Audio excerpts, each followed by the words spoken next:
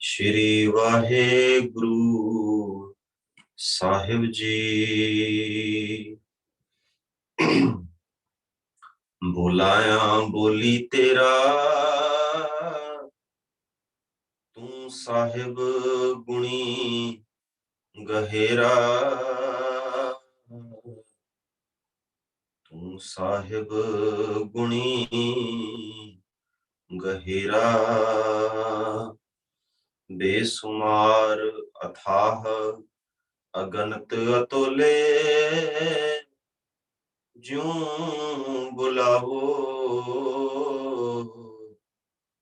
त्यों नानक दास बोले। परम सत्कारयोग गुर प्यारी गुर साजी गुर निवाजी साध संगत जियो, साहिबां दी बख्शी हुई फतेह प्रवान करनी।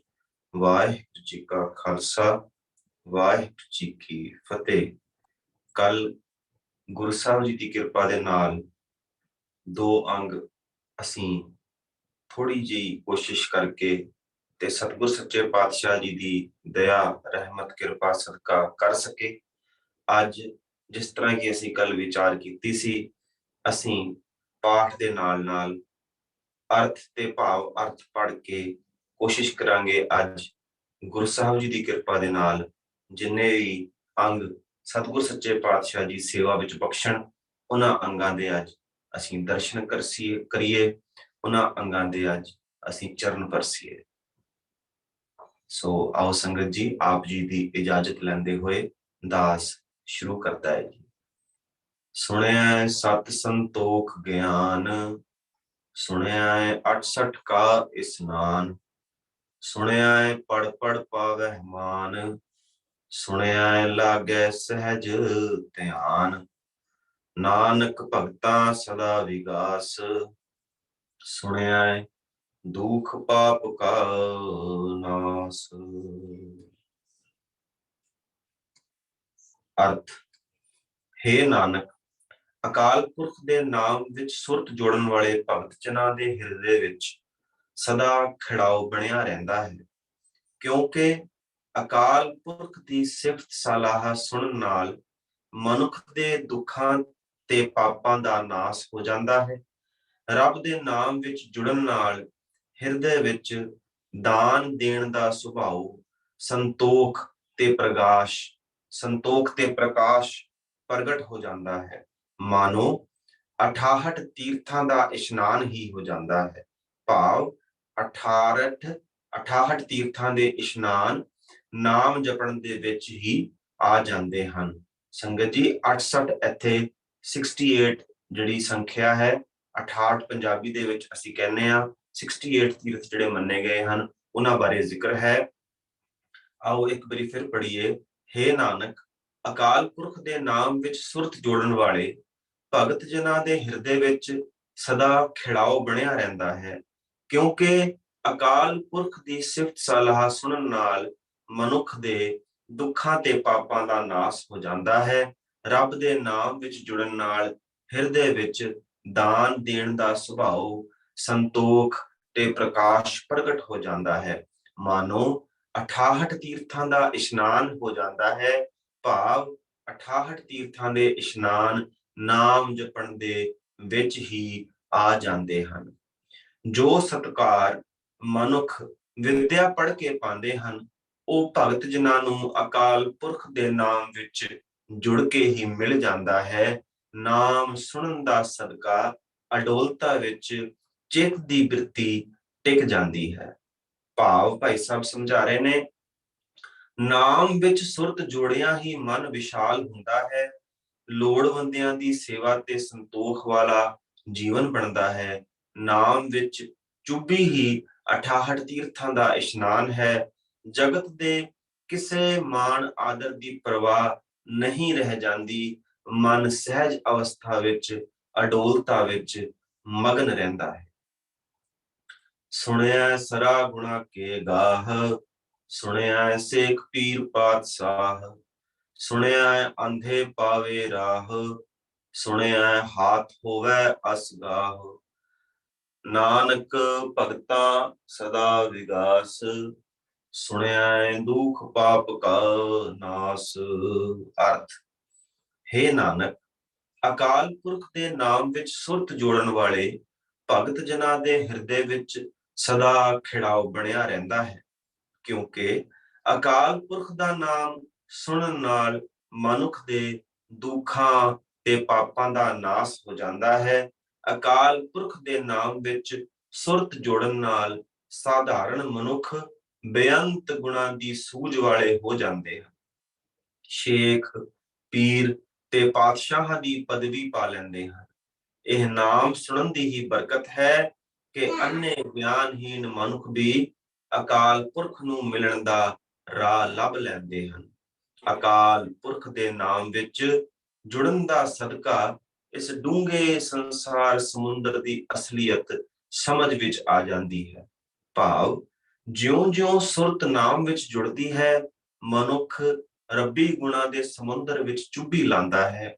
ਸੰਸਾਰ ਅਥਾਹ ਸਮੁੰਦਰ ਹੈ, ਜਿੱਥੇ ਰੱਬ ਨਾਲੋਂ ਵਿਛੜਿਆ ਹੋਇਆ ਜੀਵ ਅੰਨਿਆਂ ਵਾਂਗ ਹੱਥ ਪੈਰ ਮਾਰਦਾ ਹੈ, ਪਰ ਨਾਮ ਵਿੱਚ ਜੁੜਿਆ ਜੀਵ ਜੀਵਨ ਦਾ ਸਹੀ ਰਾਹ ਲੱਭ ਲੈਂਦਾ ਹੈ। ਸੰਗਤ ਜੀ, ਇੱਥੇ ਅਸਗਾਹ ਦਾ ਅਰਥ ਜਿਹੜਾ ਹੈ ਉਹ ਭਾਈ ਸਾਹਿਬ ਸਮਝਾ ਰਹੇ ਨੇ। ਡੂੰਘਾ ਸਮੁੰਦਰ, ਸੰਸਾਰ। ਡੂੰਘਾ ਸਮੁੰਦਰ ਇੱਕ ਸਮੁੰਦਰ ਦਾ ਇੱਕ ਗੁਣ ਹੈ, ਜਿਸਨੂੰ ਕਿ ਸੰਸਾਰ ਦੇ ਨਾਲ ਕੰਪੈਰੀਜ਼ਨ ਕਰਕੇ ਭਾਈ ਸਾਹਿਬ ਨੇ ਅਰਥ ਸਮਝਾਇਆ ਹੈ। ਅਸਗਾਹ ਐਸੀ ਕੋਈ ਵੀ ਜਗ੍ਹਾ ਜਿੱਤੋਂ ਕਿ ਪਾਰ ਨਾ ਪਾਇਆ ਜਾ ਸਕੇ, ਜਿਹਦਾ ਕਿ ਰਾਸਤਾ ਨਾ ਲੱਭਿਆ ਜਾ ਸਕੇ। ਇੱਥੇ ਭਾਈ ਸਾਹਿਬ ਨੇ ਸਮੁੰਦਰ ਦਾ ਐਗਜ਼ਾਮਪਲ ਦੇ ਕੇ ਸਾਨੂੰ ਸਮਝਾਇਆ। ਅੱਗੇ ਪੜ੍ਹੀਏ ਜੀ। ਮੰਨੇ ਕੀ ਗਤ ਕਹੀ ਨਾ ਜਾਏ, ਜੇ ਕੋ ਕਹੈ ਪਿਛੈ ਪਛਤਾਏ, ਕਾਗਦ ਕਲਮ ਨਾ ਲਿਖਣ ਹਾਰ, ਮੰਨੇ ਕਾ ਬਹਿ ਕਰਨ ਵਿਚਾਰ, ਐਸਾ ਨਾਮ ਨਿਰੰਜਨ ਹੋਏ, ਜੇ ਕੋ ਮਨ ਜਾਣੈ ਮਨ ਕੋਏ। ਅਰਥ, ਉਸ ਮਨੁੱਖ ਦੀ ਉੱਚੀ ਆਤਮਿਕ ਅਵਸਥਾ ਦੱਸੀ ਨਹੀਂ ਜਾ ਸਕਦੀ ਜਿਸਨੇ ਅਕਾਲ ਪੁਰਖ ਦੇ ਨਾਮ ਨੂੰ ਮੰਨ ਲਿਆ ਹੈ।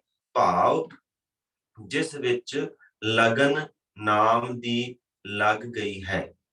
ਭਾਵ, ਜਿਸ ਵਿੱਚ ਲਗਨ ਨਾਮ ਦੀ ਲੱਗ ਗਈ ਹੈ। ਜੇ ਕੋਈ ਮਨੁੱਖ ਬਿਆਨ ਕਰੇ ਵੀ ਤਾਂ ਉਹ ਪਿੱਛੋਂ ਪਛਤਾਉਂਦਾ ਹੈ ਕਿ ਮੈਂ ਇਹ ਹੋਛਾ ਹੀ ਯਤਨ ਕਰ ਬੈਠਾ। ਮਨੁੱਖ ਰਲ ਕੇ ਨਾਮ ਵਿੱਚ ਭਤੀਜੇ ਹੋਏ ਦੀ ਆਤਮਿਕ ਅਵਸਥਾ ਦਾ ਅੰਦਾਜ਼ਾ ਲਾਉਂਦੇ ਹਨ, ਪਰ ਕਾਗਜ਼ ਉੱਤੇ ਕਲਮ ਨਾਲ ਕੋਈ ਮਨੁੱਖ ਲਿਖਣ ਦੇ ਸਮਰੱਥ ਨਹੀਂ ਹੈ। ਅਕਾਲ ਪੁਰਖ ਦਾ ਨਾਮ ਬਹੁਤ ਉੱਚਾ ਹੈ ਤੇ ਮਾਇਆ ਦੇ ਪ੍ਰਭਾਵ ਤੋਂ ਪਰੇ ਹੈ। ਸੰਗਤ ਜੀ, ਇੱਥੇ ਨਿਰੰਜਨ ਦਾ ਅਰਥ ਜਿਹੜਾ ਹੈ ਉਹ ਨਿਰਅੰਜਨ, ਅੰਜਨ ਹੁੰਦਾ ਹੈ ਕਾਲਾ, ਕਾਲਖ, ਨਿਰ ਮਤਲਬ ਕਾਲਖ ਤੋਂ ਬਗੈਰ। ਐਸਾ ਨਾਮ ਨਿਰੰਜਨ, ਐਸਾ ਨਾਮ ਜਿਹੜਾ ਮਾਇਆ ਦੀ ਕਾਲਖ ਦੇ ਪ੍ਰਭਾਵ ਤੋਂ ਪਰੇ ਹੈ। ਅਕਾਲ ਪੁਰਖ ਦਾ ਨਾਮ ਬਹੁਤ ਉੱਚਾ ਹੈ ਤੇ ਮਾਇਆ ਦੇ ਪ੍ਰਭਾਵ ਤੋਂ ਪਰੇ ਹੈ। ਇਸ ਵਿੱਚ ਜੁੜਨ ਵਾਲਾ ਵੀ ਉੱਚੀ ਆਤਮਿਕ ਅਵਸਥਾ ਵਿੱਚ ਵਾਲਾ ਹੋ ਜਾਂਦਾ ਹੈ। ਪਰ ਇਹ ਗੱਲ ਤਾਂ ਹੀ ਸਮਝ ਆਉਂਦੀ ਹੈ ਜੇ ਕੋਈ ਮਨੁੱਖ ਆਪਣੇ ਅੰਦਰ ਲਗਨ ਲਾ ਕੇ ਵੇਖੇ। ਜੇ ਕੋ ਮਨ ਜਾਣੈ ਮਨ ਕੋਏ, ਇਹ ਗੱਲ ਤਾਂ ਹੀ ਸਮਝ ਆਉਂਦੀ ਹੈ ਜੇ ਕੋਈ ਮਨੁੱਖ ਆਪਣੇ ਅੰਦਰ ਲਗਨ ਲਾ ਕੇ ਵੇਖੇ। ਭਾਵ, ਪ੍ਰਭੂ ਮਾਇਆ ਦੇ ਪ੍ਰਭਾਵ ਤੋਂ ਬੇਅੰਤ ਉੱਚਾ ਹੈ। ਉਸਦੇ ਨਾਮ ਵਿੱਚ ਸੁਰਤ ਜੋੜ ਜੋੜ ਕੇ ਜਿਸ ਮਨੁੱਖ ਦੇ ਮਨ ਵਿੱਚ ਉਸਦੀ ਲਗਨ ਲੱਗ ਜਾਂਦੀ ਹੈ, ਉਸਦੀ ਵੀ ਆਤਮਾ ਮਾਇਆ ਦੀ ਮਾਰ ਤੋਂ ਉਤਾਹ ਹੋ ਜਾਂਦੀ ਹੈ, ਭਾਵ ਨਿਰੰਜਨ ਹੋ ਜਾਂਦੀ ਹੈ। ਜਿਸ ਮਨੁੱਖ ਦੀ ਪ੍ਰਭੂ ਨਾਲ ਲਗਨ ਲੱਗ ਜਾਏ, ਉਸਦੀ ਆਤਮਿਕ ਉੱਚਤਾ ਨਾ ਕੋਈ ਬਿਆਨ ਕਰ ਸਕਦਾ ਹੈ, ਨਾ ਕੋਈ ਲਿਖ ਸਕਦਾ ਹੈ। ਮੰਨੈ ਸੁਰਤ ਹੋਵੈ ਮਨ ਬੁੱਧ, ਮੰਨੈ ਸਗਲ ਭਵਨ ਕੀ ਸੁਧ, ਮੰਨੈ ਮੂੰਹ ਝੋਟਾ ਨਾ ਖਾਏ, ਮੰਨੈ ਜਮ ਕੈ ਸਾਥ ਨਾ ਜਾਏ, ਐਸਾ ਨਾਮ ਨਿਰੰਜਨ ਹੋਏ, ਜੇ ਕੋ ਮਨ ਜਾਣੈ ਮਨ ਕੋਏ। ਸੰਗਤ ਜੀ, ਉੱਪਰ ਪਹਿਲੀ ਪੌੜੀ ਦੇ ਵਿੱਚ ਮੰਨੇ ਹੈ, ਜਿਹਨੂੰ ਕਿ ਅਸੀਂ ਸਿੰਗਲ ਏ ਦੀ ਮਾਤਰਾ ਦੇ ਨਾਲ ਉਚਾਰਨਾ ਹੈ।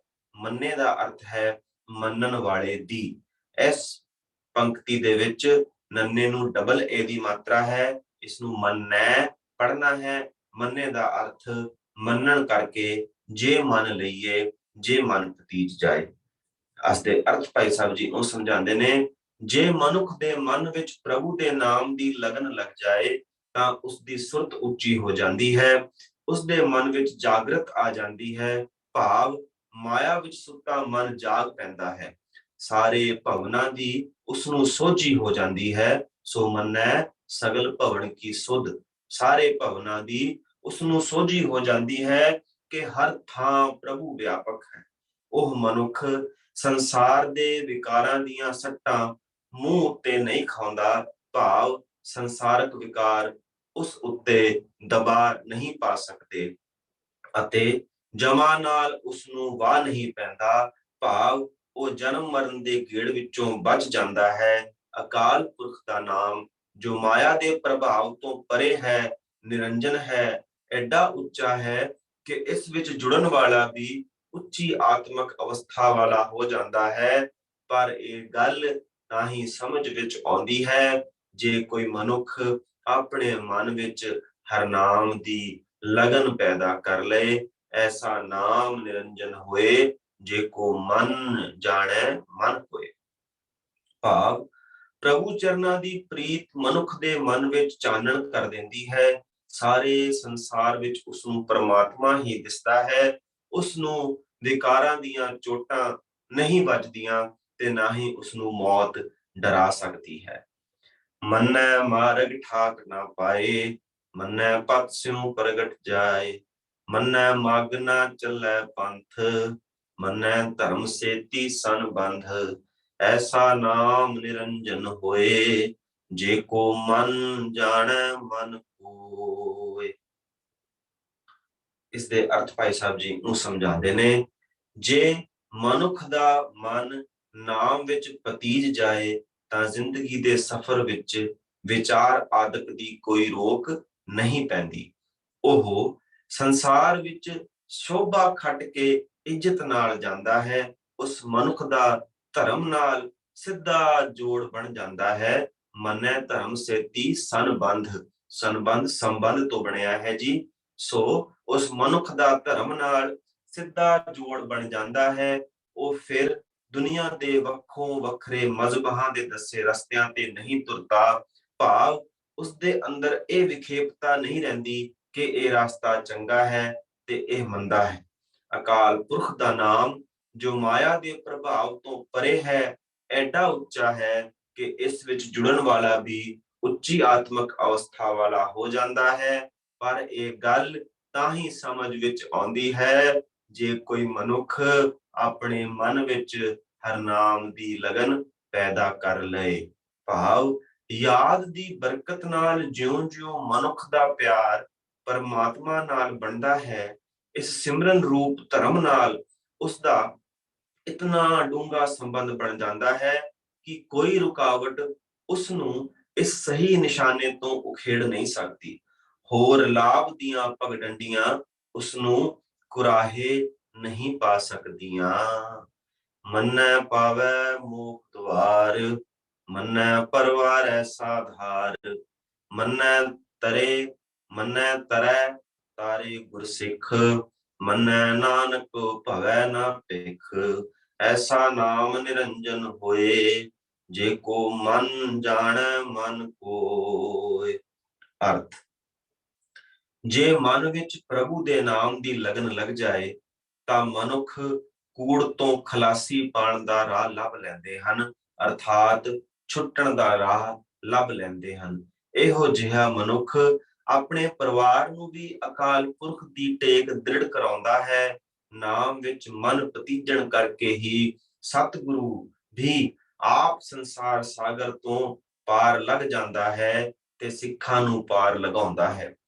ਨਾਮ ਵਿੱਚ ਮਨ ਜੁੜਨ ਕਰਕੇ ਹੇ ਨਾਨਕ ਮਨੁੱਖ ਧਿਰ ਧਿਰ ਦੀ ਮੁਥਾਜੀ ਨਹੀਂ ਕਰਦੇ ਫਿਰਦੇ। ਅਕਾਲ ਪੁਰਖ ਦਾ ਨਾਮ ਜੋ ਮਾਇਆ ਦੇ ਪ੍ਰਭਾਵ ਤੋਂ ਪਰੇ ਹੈ, ਐਡਾ ਉੱਚਾ ਹੈ ਕਿ ਇਸ ਵਿੱਚ ਜੁੜਨ ਵਾਲਾ ਵੀ ਉੱਚੇ ਜੀਵਨ ਵਾਲਾ ਹੋ ਜਾਂਦਾ ਹੈ। ਪਰ ਇਹ ਗੱਲ ਤਾਂ ਹੀ ਸਮਝ ਵਿੱਚ ਆਉਂਦੀ ਹੈ ਜੇ ਕੋਈ ਮਨੁੱਖ ਆਪਣੇ ਮਨ ਵਿੱਚ ਹਰ ਨਾਮ ਦੀ ਲਗਨ ਪੈਦਾ ਕਰੇ। ਭਾਵ ਇਸ ਲਗਨ ਦੀ ਬਰਕਤ ਨਾਲ ਉਹ ਸਾਰੇ ਬੰਧਨ ਟੁੱਟ ਜਾਂਦੇ ਹਨ ਜਿਨ੍ਹਾਂ ਨੇ ਪ੍ਰਭੂ ਨਾਲੋਂ ਵਿੱਥ ਪਾਈ ਹੋਈ ਸੀ। ਐਸੀ ਲਗਨ ਵਾਲਾ ਬੰਦਾ ਨਿਰਾ ਆਪ ਹੀ ਨਹੀਂ ਬਚਦਾ, ਆਪਣੇ ਪਰਿਵਾਰ ਦੇ ਜੀਆਂ ਨੂੰ ਵੀ ਖਸਮ ਪ੍ਰਭੂ ਦੇ ਲੜ ਲਾ ਲੈਂਦਾ ਹੈ। ਇਹ ਦਾਤ ਜਿਨ੍ਹਾਂ ਨੂੰ ਗੁਰੂ ਤੋਂ ਮਿਲਦੀ ਹੈ ਉਹ ਪ੍ਰਭੂ ਦਰ ਤੋਂ ਖੁੰਝ ਕੇ ਹੋਰ ਪਾਸੇ ਨਹੀਂ ਭਟਕਦੇ। ਅੱਗੇ ਫਰਮਾਨ ਕਰਦੇ ਨੇ, ਪੰਚ ਪ੍ਰਵਾਨ ਪੰਚ ਪ੍ਰਧਾਨ, ਪੰਚੇ ਪਾਵਹਿ ਦਰਗਹਿ ਮਾਨ, ਪੰਚੇ ਸੋਹੈ ਦਰ ਰਾਜਾਨ, ਪੰਚਾਂ ਕਾ ਗੁਰ ਏਕ ਧਿਆਨ। ਅਰਥਾਤ ਜਿਨ੍ਹਾਂ ਮਨੁੱਖਾਂ ਦੀ ਸੁਰਤ ਨਾਮ ਵਿੱਚ ਜੁੜੀ ਰਹਿੰਦੀ ਹੈ ਤੇ ਜਿਨ੍ਹਾਂ ਦੇ ਅੰਦਰ ਪ੍ਰਭੂ ਵਾਸਤੇ ਲਗਨ ਬਣ ਜਾਂਦੀ ਹੈ, ਉਹੀ ਮਨੁੱਖ ਇਸ ਜਗਤ ਦੇ ਮੰਨੇ ਪਰਮੰਨੇ ਰਹਿੰਦੇ ਹਨ ਅਤੇ ਸਭ ਦੇ ਆਗੂ ਹੁੰਦੇ ਹਨ। ਸੰਗਤ ਜੀ, ਇੱਥੇ ਪੰਚ ਪ੍ਰਵਾਨ ਪੰਚ ਪ੍ਰਧਾਨ, ਪ੍ਰਧਾਨ ਜਿਹੜਾ ਅਰਥ ਹੈ ਉਹ ਆਗੂ ਵੱਡੇ, ਪ੍ਰਵਾਨ ਮਤਲਬ ਕਬੂਲ ਹੋ ਗਏ, ਸੁਰਖਰੂ ਹੋ ਗਏ। ਪੰਚ ਦਾ ਅਰਥ ਇੱਥੇ ਸੰਤ ਜਨ ਹੀ, ਪੰਚਾਂ ਦਾ ਅਰਥ ਜਿਹੜਾ ਉਹ ਸੰਤ ਜਨ ਕੀਤਾ ਗਿਆ ਹੈ। ਸੋ ਗੁਰੂ ਸਾਹਿਬ ਫਰਮਾਨ ਕਰਕੇ ਅੱਗੇ ਭਾਈ ਸਾਹਿਬ ਕੋਲੋਂ ਸਾਨੂੰ ਦੱਸ ਰਹੇ ਨੇ ਕਿ ਜਿਨ੍ਹਾਂ ਮਨੁੱਖਾਂ ਦੀ ਸੁਰਤ ਨਾਮ ਵਿੱਚ ਜੁੜੀ ਰਹਿੰਦੀ ਹੈ ਤੇ ਜਿਨ੍ਹਾਂ ਦੇ ਅੰਦਰ ਪ੍ਰਭੂ ਵਾਸਤੇ ਲਗਨ ਬਣ ਜਾਂਦੀ ਹੈ, ਉਹੀ ਮਨੁੱਖ ਮੰਨੇ ਪਰਮੰਨੇ ਰਹਿੰਦੇ ਹਨ ਅਤੇ ਸਭ ਦੇ ਆਗੂ ਹੁੰਦੇ ਹਨ। ਅਕਾਲ ਪੁਰਖ ਦੀ ਦਰਗਾਹ ਵਿੱਚ ਵੀ ਉਹ ਪੰਜ ਜਨ ਹੀ ਆਦਰ ਪਾਉਂਦੇ ਹਨ, ਰਾਜ ਦਰਬਾਰਾਂ ਵਿੱਚ ਵੀ ਉਹ ਪੰਜ ਜਨ ਹੀ ਸ਼ੋਭਦੇ ਹਨ। ਇਹਨਾਂ ਪੰਜ ਜਨਾਂ ਦੀ ਸੁਰਤ ਦਾ ਨਿਸ਼ਾਨਾ ਕੇਵਲ ਇੱਕ ਗੁਰੂ ਹੀ ਹੈ, ਭਾਵ ਇਹਨਾਂ ਦੀ ਸੁਰਤ ਗੁਰ ਸ਼ਬਦ ਵਿੱਚ ਹੀ ਰਹਿੰਦੀ ਹੈ, ਗੁਰ ਸ਼ਬਦ ਵਿੱਚ ਜੁੜੇ ਰਹਿੰਦਾ ਹੀ ਇਹਨਾਂ ਦਾ ਅਸਲ ਨਿਸ਼ਾਨਾ ਹੈ। ਜੇ ਕੋ ਕਹੈ ਕਰੈ ਵਿਚਾਰ, ਕਰਤੇ ਕਹਿ ਕਰਨੇ ਨਾਹੀ ਸੁਮਾਰ। ਅਰਥ, ਪਰ ਗੁਰ ਸ਼ਬਦ ਵਿੱਚ ਜੁੜੇ ਰਹਿਣ ਦਾ ਇਹ ਸਿੱਟਾ ਨਹੀਂ ਨਿਕਲ ਸਕਦਾ ਕਿ ਕੋਈ ਮਨੁੱਖ ਪ੍ਰਭੂ ਦੀ ਰਚੀ ਸ੍ਰਿਸ਼ਟੀ ਦਾ ਅੰਤ ਪਾ ਸਕੇ। ਅਕਾਲ ਪੁਰਖ ਦੀ ਕੁਦਰਤ ਦਾ ਕੋਈ ਲੇਖਾ ਹੀ ਨਹੀਂ, ਭਾਵ ਅੰਤ ਨਹੀਂ ਪੈ ਸਕਦਾ। ਭਾਵੇਂ ਕੋਈ ਕਥਨ ਕਰ ਵੇਖੇ ਤੇ ਵਿਚਾਰ ਕਰ ਲਏ, ਪਰਮਾਤਮਾ ਤੇ ਉਸ ਦੀ ਕੁਦਰਤ ਦਾ ਅੰਤ ਲੱਭਣਾ ਮਨੁੱਖ ਦੀ ਜ਼ਿੰਦਗੀ ਦਾ ਮਨੋਰਥ ਹੋ ਹੀ ਨਹੀਂ ਸਕਦਾ। ਧੌਲ ਧਰਮ ਦਇਆ ਕਾ ਪੂਤ, ਸੰਤੋਖ ਥਾਪ ਰੱਖਿਆ ਜਿਨ ਸੂਤ। ਜੇ ਕੋ ਬੂਝੈ ਹੋਵੈ ਸਚਿਆਰ, ਤਵਲੇ ਉਪਰ ਕੀਤਾ ਭਾਰ। ਧਰਤੀ ਹੋਰ ਪਰੈ ਹੋਰ, ਤਿਸਤੇ ਭਾਰ ਤਲੈ ਕਵਣ ਜੋਰ। ਅਰਥ, ਅਕਾਲ ਪੁਰਖ ਦਾ ਧਰਮ ਰੂਪੀ ਬੰਜਵਾਂ ਨਿਯਮ ਹੀ ਬਲਦ ਹੈ। ਬੰਜਵਾਂ ਮਤਲਬ ਬੰਨਿਆ ਹੋਇਆ, ਸਟੈਂਡਰਡਾਈਜ਼ਡ ਨਿਯਮ, ਧਰਮ ਰੂਪੀ ਬੰਜਵਾਂ ਨਿਯਮ ਹੀ ਬਲਦ ਹੈ ਜੋ ਸ੍ਰਿਸ਼ਟੀ ਨੂੰ ਕਾਇਮ ਰੱਖ ਰਿਹਾ ਹੈ। ਇਹ ਧਰਮ ਦਇਆ ਦਾ ਪੁੱਤਰ ਹੈ, ਭਾਵ ਅਕਾਲ ਪੁਰਖ ਨੇ ਆਪਣੀ ਮਿਹਰ ਕਰਕੇ ਸ੍ਰਿਸ਼ਟੀ ਨੂੰ ਟਿਕਾ ਰੱਖਣ ਲਈ ਧਰਮ ਰੂਪ ਨਿਯਮ ਬਣਾ ਦਿੱਤਾ ਹੈ। ਇਸ ਧਰਮ ਨੇ ਆਪਣੀ ਮਰਿਆਦਾ ਅਨੁਸਾਰ ਸੰਤੋਖ ਨੂੰ ਜਨਮ ਦੇ ਦਿੱਤਾ ਹੈ। ਇਸ ਧਰਮ ਨੇ ਆਪਣੀ ਮਰਿਆਦਾ ਅਨੁਸਾਰ ਸੰਤੋਖ ਨੂੰ ਜਨਮ ਦੇ ਦਿੱਤਾ ਹੈ। ਜੇ ਕੋਈ ਮਨੁੱਖ ਇਸ ਉੱਪਰ ਦੱਸੀ ਵਿਚਾਰ ਨੂੰ ਸਮਝ ਲਏ ਤਾਂ ਉਹ ਇਸ ਯੋਗ ਹੋ ਜਾਂਦਾ ਹੈ ਕਿ ਉਸਦੇ ਅੰਦਰ ਅਕਾਲ ਪੁਰਖ ਦਾ ਪ੍ਰਕਾਸ਼ ਹੋ ਜਾਏ। ਨਹੀਂ ਤਾਂ ਖਿਆਲ ਤਾਂ ਕਰੋ ਕਿ ਬਲਦ ਉੱਤੇ ਧਰਤੀ ਦਾ ਕਿਤਨਾ ਕੁ ਬੇਅੰਤ ਭਾਰ ਹੈ, ਉਹ ਵਿਚਾਰਾ ਇਤਨੇ ਭਾਰ ਨੂੰ ਚੁੱਕ ਕਿਵੇਂ ਸਕਦਾ ਹੈ। ਦੂਜੀ ਵਿਚਾਰ ਹੋਰ ਹੈ ਕਿ ਜੇ ਧਰਤੀ ਦੇ ਹੇਠ ਬਲਦ ਹੈ, ਉਸ ਬਲਦ ਨੂੰ ਸਹਾਰਾ ਦੇਣ ਲਈ ਹੇਠ ਹੋਰ ਧਰਤੀ ਹੋਈ, ਉਸ ਧਰਤੀ ਤੇ ਹੋਰ ਬਲਦ, ਉਸ ਦੇ ਹੇਠਾਂ ਹੋਰ ਧਰਤੀ, ਫਿਰ ਹੋਰ ਬਲਦ। ਇਸ ਤਰ੍ਹਾਂ ਬਲਦ, ਅਖੀਰਲੇ ਬਲਦ ਤੱਕ ਹੇਠ ਕਿਹੜਾ ਆਸਰਾ ਹੋਵੇਗਾ। ਤੇ ਗੁਰੂ ਸਾਹਿਬ ਜੀ ਕਹਿ ਰਹੇ ਨੇ, ਤਿਸਤੇ ਭਾਰ ਤਲੈ ਕਵਣ ਜੋਰ। ਭਾਈ ਸਾਹਿਬ ਸਾਨੂੰ ਸਰਲ ਅਰਥ ਕਰਕੇ ਸਮਝਾ ਰਹੇ ਨੇ। ਸੰਗਤ ਜੀ, ਆਪ ਵਿੱਚੋਂ ਕਿਸੇ ਪਿਆਰਿਆਂ ਦਾ ਮਾਈਕ ਅਨਮਿਊਟ ਹੋਇਆ ਹੈ, ਆਪ ਜੀ ਕਿਰਪਾ ਕਰਕੇ ਮਿਊਟ ਕਰ ਲਓ ਜੀ। ਹੋਸਟ ਵੀਰ ਜੀ ਨੂੰ ਬੇਨਤੀ ਹੈ ਕਿ ਆਪ ਜੀ ਵੀ ਉਹ ਮਾਈਕ ਮਿਊਟ ਕਰ ਸਕਦੇ ਹੋ ਜੇ ਕਿਸੇ ਤੋਂ ਗਲਤੀ ਨਾਲ ਹੋ ਗਿਆ ਹੈ। ਹਾਂਜੀ, ਅੱਗੇ ਪੜ੍ਹੀਏ ਜੀ। ਜੀ ਜਾਤ ਰੰਗਾ ਕੇ ਨਾਮ, ਸਭਨਾ ਲਿਖਿਆ ਗੁੜੀ ਕਲਾਮ। ਇਹ ਲੇਖਾ ਲਿਖ ਜਾਣੈ ਕੋਏ, ਲੇਖਾ ਲਿਖਿਆ ਕੀਤਾ ਹੋਏ। ਕੀਤਾ ਤਾਣ सवालियो रूप केती दात जाने कौन कूत कीता पसाओ एको कवाओ तिसते होए लख दरियाओ। संगत जी इत्थे एक पद अर्थ असीं करांगे ਕੀਤੀ ਦਾਤ ਜਾਣੇ ਕੌਣ ਕੂਤ। ਹੁਣ ਕੂਤ ਦਾ ਜਿਹੜਾ ਅਰਥ ਹੈ ਉਹ ਇੱਕ ਲੈਂਡ ਮੈਜਰਮੈਂਟ ਦਾ ਮਾਪ ਦੱਸਿਆ ਜਾਂਦਾ ਹੈ। ਪੁਰਾਣੇ ਜ਼ਮਾਨੇ ਦੇ ਵਿੱਚ ਜਦ ਪਟਵਾਰੀ ਤੋਂ ਪਹਿਲਾਂ ਇੱਕ ਪੋਸਟ ਹੁੰਦੀ ਸੀ ਉਹਨੂੰ ਕੂਤੀਆ ਕਹਿੰਦੇ ਹੁੰਦੇ ਸਨ। ਉਹ ਕੂਤੀਆ ਜਿਹੜਾ ਹੁੰਦਾ ਸੀਗਾ ਉਹਦਾ ਕੰਮ ਲੈਂਡ ਮੈਜਰਮੈਂਟ ਦਾ ਹੁੰਦਾ ਸੀਗਾ। ਸੋ ਸਮਝਣ ਲਈ ਅਸੀਂ ਕੂਤ ਸ਼ਬਦ ਦਾ ਜਿਹੜਾ ਅਰਥ ਹੈ ਉਹ ਹੈ ਮਾਪ, ਕਿਸੇ ਚੀਜ਼ ਦਾ ਮੈਜਰਮੈਂਟ ਕਰਨਾ, ਕਿਸੇ ਚੀਜ਼ ਦਾ ਅੰਦਾਜ਼ਾ ਲਾਉਣਾ। ਹਾਂਜੀ, ਅਰਥ ਪੜ੍ਹੀਏ ਜੀ। ਸ੍ਰਿਸ਼ਟੀ ਵਿੱਚ ਕਈ ਜਾਤਾਂ ਦੇ, ਕਈ ਕਿਸਮਾਂ ਦੇ ਅਤੇ ਕਈ ਨਾਵਾਂ ਦੇ ਜੀਵ ਹਨ। ਇਹਨਾਂ ਸਭਨਾਂ ਨੇ ਇੱਕ ਤਾਰ ਚਲਦੀ ਕਲਮ ਨਾਲ ਅਕਾਲ ਪੁਰਖ ਦੀ ਕੁਦਰਤ ਦਾ ਲੇਖਾ ਲਿਖਿਆ ਹੈ।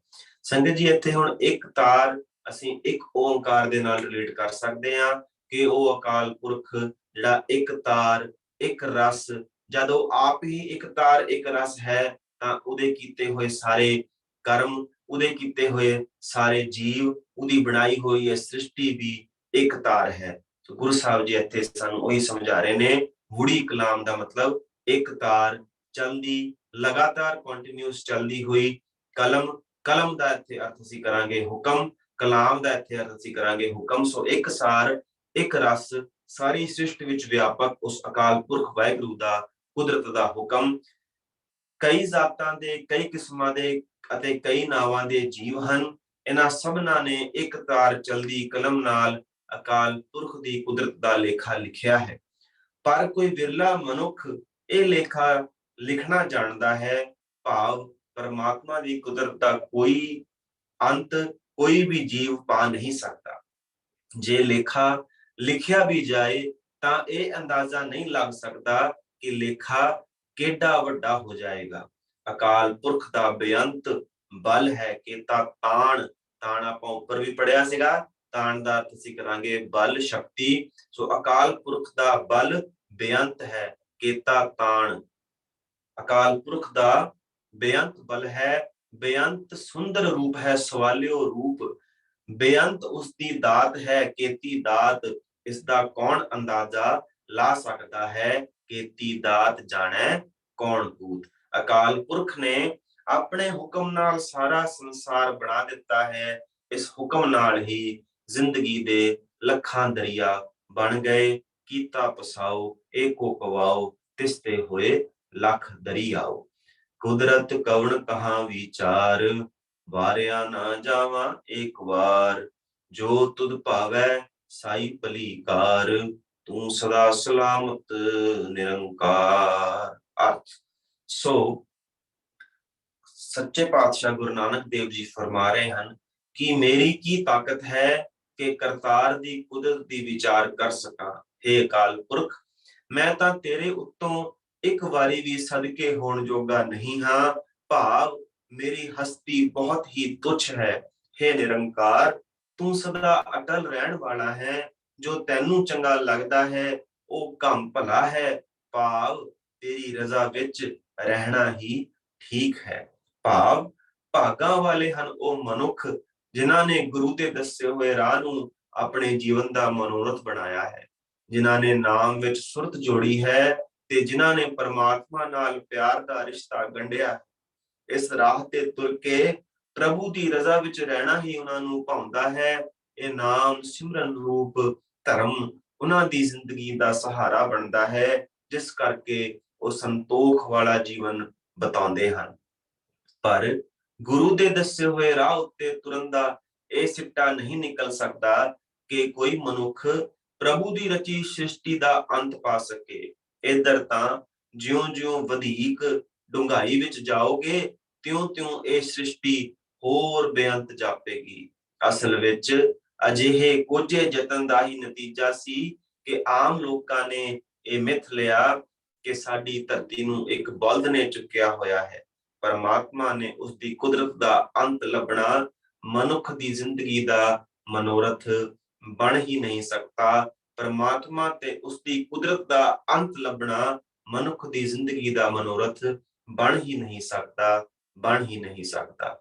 असंख जप असंख भाओ, असंख पूजा असंਖ तप ताओ।